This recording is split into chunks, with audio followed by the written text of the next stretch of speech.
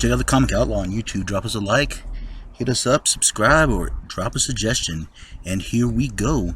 Fantastic Four, issue 17, The Return of Doctor Doom. This is a two-parter. The first part was with Ant-Man. It was in the previous issue. And this one goes off the rails pretty quick. I mean, this is just classic, quirky, Americana comic book right here. You'll see once we get into it. Now, for some reason, instead of Ant-Man helping track down Doctor Doom, they decide to send him away because Doctor Doom had previously sent them to a microverse and tried destroying them. We'll get a little recap right now. The comics tend to do that because back then there was no internet, so they had to give the reader a rough idea of what was going on just in case they bought this comic, not the previous one. Doom had put everybody in like a microverse, like a smaller world that's within our world, and basically he tried to take over. They ended up, with a little help from Ant-Man, he ended up escaping, and now they're searching for him. And they're doing all kinds of stuff. Human Torch is using some kind of like sonar power to kind of track his armor. Thing is out doing, looking for him the old-fashioned way. He thinks that he found him, someone wearing a green cape. He goes to pursue him and ends up in the sewer. And then he pops out right when this lady's about to get hit by a car. And things about to lay the clobbering down on him, and he realizes that it's just a dude dressed up for a Broadway play that's going on. Sue decides that she ought to follow the mobsters, because high-class criminals usually contact low-class criminals to do their dirty work. And this guy's buying this brand new gun. He's going to test it. But Sue Storm kind of moves his arm, and the gun starts going everywhere. The guy's thinking it's broken. He gives it back to the other guy. And like I said, they're having a real hard time finding him. But this old janitor kind of, meets up with them, and, he says hello, but he's not really a janitor. He's Dr. Doom in disguise. And he puts these little discs on their wrists. And he sets up these little, like, gas robots to follow them around. I mean, they have no substance whatsoever. But they still follow them around. They look kind of like ghosts. With the exception of Sue Storm's, hers is brightly polka dotted. And even though she's invisible, that little dot is allowing them to track them. Reed's about to receive another doctorate, like he needs another one. But the little robot shows up there too, and they begin to research on what it is. Reed finds the little disc, takes them off, and the robots fade away. But this is all part of Doom's plan. He was learning about them, following them. And Doom has wheels within wheels and plans within plans. And he finds that they do have a weakness. Thing has a weakness. Allison, his girlfriend, blind girlfriend. He decides to kidnap her. He kind of uses this device that levitates her up to his ship. And just kidnaps her.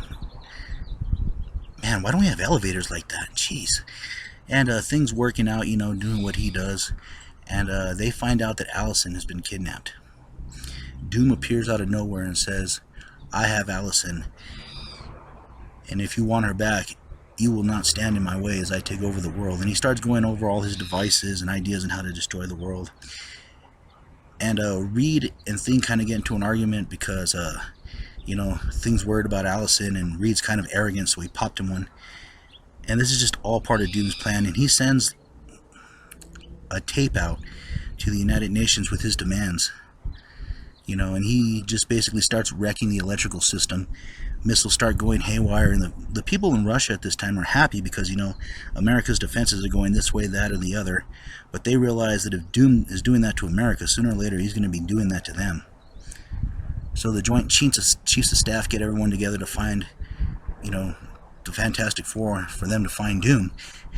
So Reed builds a device, and he finds that Doom's ship is like a cloud within a cloud. But Doom has a special disintegrator already that's like kind of based on their genetics. So if any of them appear, the ray will just fire automatically and destroy them. But Reed has another idea. If he alters Thing's structure, if he turns him back to a human, he'll be undetectable for the machine.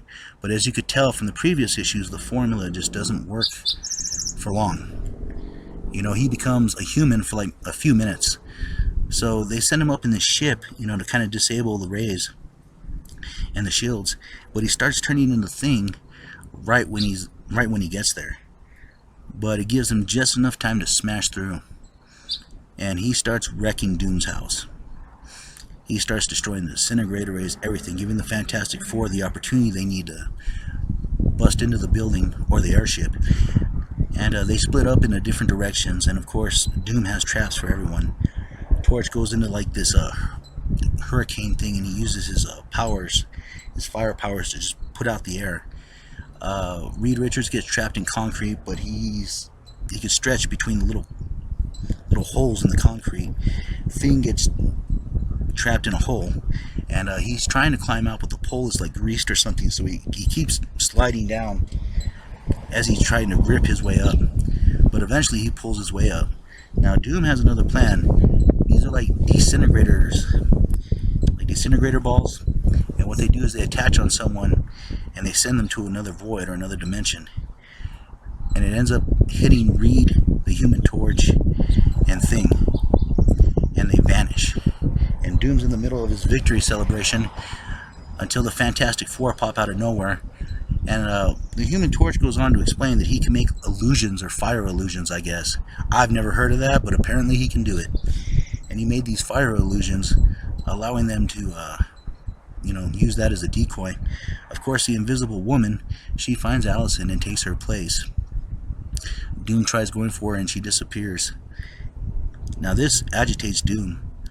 He tries chasing after the Invisible Woman, but he can't see her. She ends up tripping him.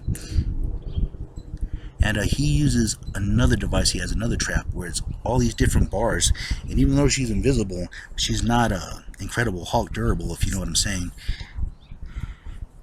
And Doom pulls out his laser beam and he's about to shoot her.